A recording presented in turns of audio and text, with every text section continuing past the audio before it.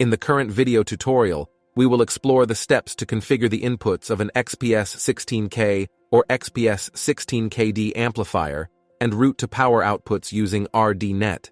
The amplifier features 4 analog inputs on XLR connectors labeled from A1 to A4 and 4 AES EBU digital inputs labeled from D1 to D4 that are alternatives to analog inputs 3 and 4.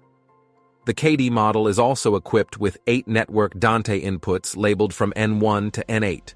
From the Tools menu of RDNet 5, open the Controllers window. Here, there is the list of XPS 16K and XPS 16KD connected to the PC. Import amplifiers into RDNet workspace by pressing and keeping the left button of your mouse.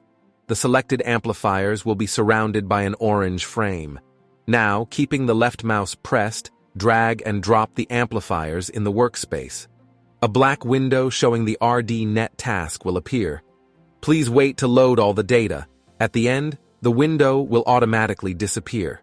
If a red arrow appears on the XPS 16KD icon, indicates the devices that need to be updated. Please follow the dedicated tutorial for updating the firmware. Let's configure output A for a C45 speaker. Please follow the dedicated tutorial for specific support on connecting loudspeakers to outputs.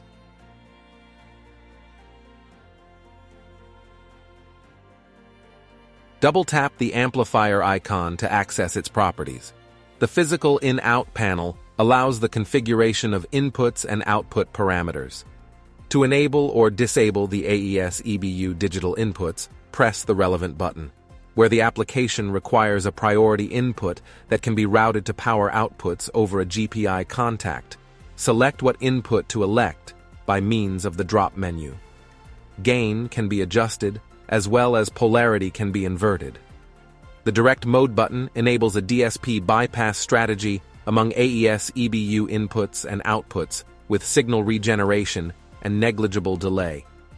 The AES EBU output will mirror the AES EBU input.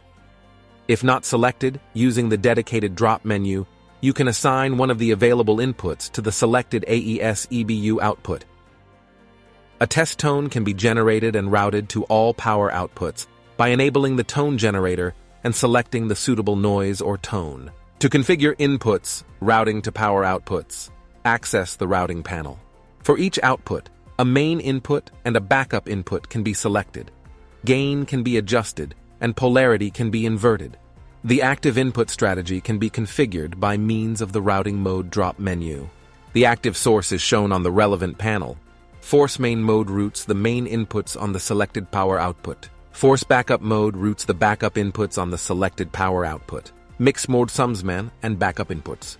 Pilot tone mode routes the main input as long as the pilot tone is detected on the speaker line. In case of absence, switch on the backup input. Threshold and hold time are adjustable. The notch option enables the filter to cancel the pilot tone in reproduction. Ease presence mode, available when a digital input is selected as the main input, routes the main input as long as the clock is detected. In case of absence, switches on backup input. Thank you for watching and see you in the next tutorial.